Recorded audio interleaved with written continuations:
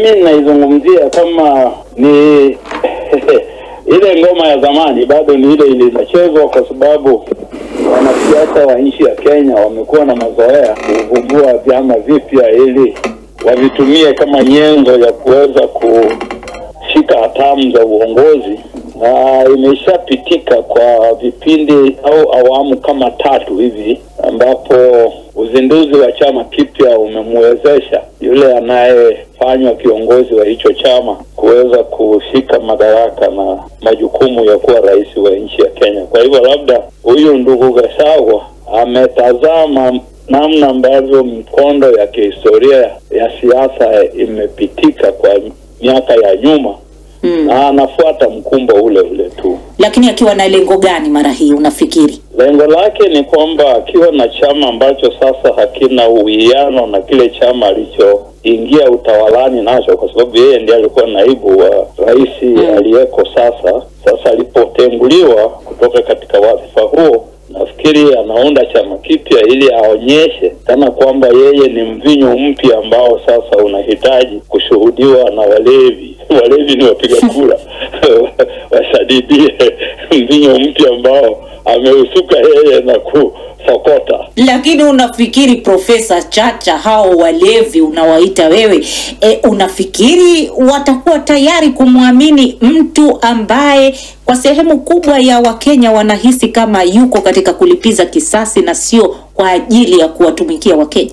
Unajua, mambo ya siasa katika bara la Afrika yana mambo mengi sana. Wakati mwingine wanasahau wale wapiga kura kwa haraka sana. Kwa hivyo itategemea na namna gani atasuka hicho chama chake, na zile sera atakazoziunda nyingi huwa ni za udanganyifu, kwa sababu wanadamu wa bara hili la Afrika wamekuwa wepesi wa kudanganywa. Kwa hivyo yeye hata kama analipiza kisasi, ataanza kujionyesha kwamba yeye ni kondoo ambaye alisalitiwa na mchungaji na apate wafuasi. Basi hao wafuasi labda ndio watamsindikiza mpaka Ikulu. Gachagua ana nafasi gani ya kuungana na wanasiasa wengine katika kutimiza azma yake?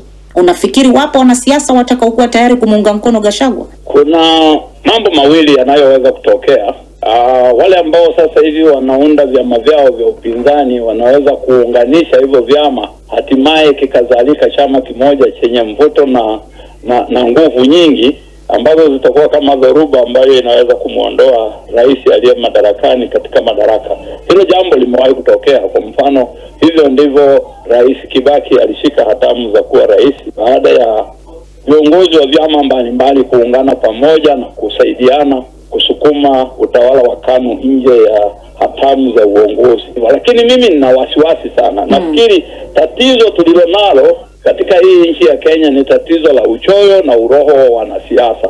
Nilitarajia kwamba atazindua chama, kwa sababu katika siasa hizi zetu za Kenya, kwa mfano sehemu za mlima tunategemea sehemu za magharibi. Kwa hivyo inabidi ya kwamba mtu akitaka kujenga ngome yake ni lazima awe na chama ambacho anasema ni chake. Na itakumbuka kwamba kilichomfanya Gachagua kapigwa na butaa sana ni kwamba alipoenda kwenye UDA hakuenda na chama. Yeye alienda kujiunga na William Ruto, na alipojiunga wakati wa kumfurusha ulipofika wale walimtoa mbio. Lakini kama angelikuwa na chama kama vile Wetangula na chama, Muturi alikuwa na chama, ilikuwa ni vigumu kwa timua. Kwa hivyo kila mtu lazima awe na chama chake iwapo atapigana katika vita hivi vya siasa. Unadhani kwamba hicho chama chake kipya kitakuwa na nguvu yoyote kuelekea uchaguzi mkuu nchini Kenya? Ukweli ni kwamba vyama Kenya havina nguvu, lakini vyama ni watu.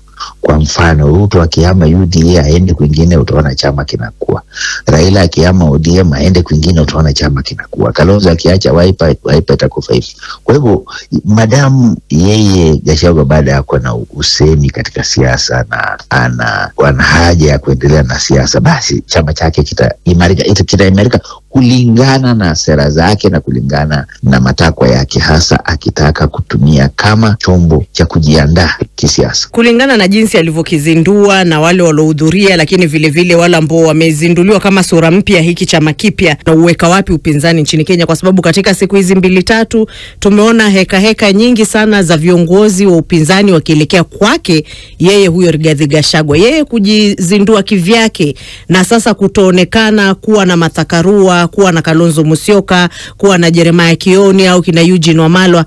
Inatoa taswira gani ama inaashiria nini? Kwanza hapo sasa ndipo panapo utamu wa siasa. Wamekuwa wakimzungumzia yeye, lakini wao wameenda na vyama vyao, au mawataja wote wana vyama. Martha Karua amezindua chama chake juzi, Eugene Wamalwa na DAP Kenya, Kalonzo na Wiper, na yeye Gachagua na nini. Kwa hivyo inakuwa ni lazima na yeye awe na chama, ndipo waweze kukaa mahali waanze kuzungumza kama vigogo ama mababe wa vyama ama mababe wa kisiasa. Kwa hivyo yeye amekuwa ndio wanatafuta ushauri wake, wanatafuta kuungwa mkono kwake, lakini naye pia anasema tukienda kuungana mkono na tuseme Kalonzo ama tuseme Eugene Wamalwa ama tuseme Martha Karua, tunaenda na kipi chetu. Kwa mfano wangeenda waseme sasa Martha Karua na chama, tuende na hicho chama kama chama cha Mlima, lakini kwa sasa wanasema kila baki vyake, na sasa kutoonekana kuwa na Martha Karua, kuwa na Kalonzo Musyoka, kuwa na Jeremiah Kioni au kina Eugene Wamalwa.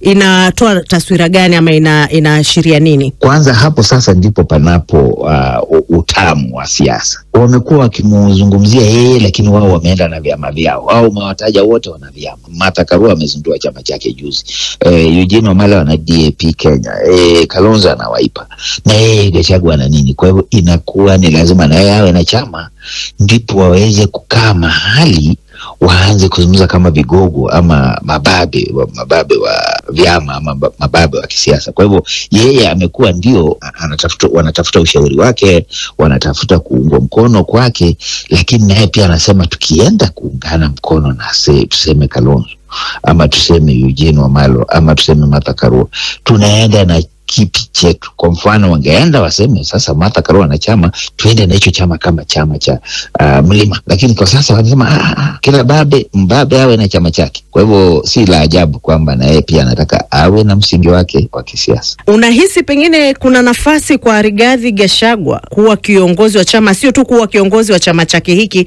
lakini kuwa kiongozi wa upinzani na kugombea urais katika uchaguzi wa 2027, kwa kuzingatia mantiki haya kwamba mazingira ya Kenya ya kisiasa yanabadilika kila uchao? Ukweli ni kwamba kwa sasa ana nafasi, hajazuiwa na mahakama yoyote, wala hajapatikana na hatia yoyote, wala hajamaliza hatua ambazo zipo kisheria kuweza kujitetea hadi mahakama kuu, Supreme Court. Kwa hivyo hajamaliza, kwa hivyo bado ni uhuru.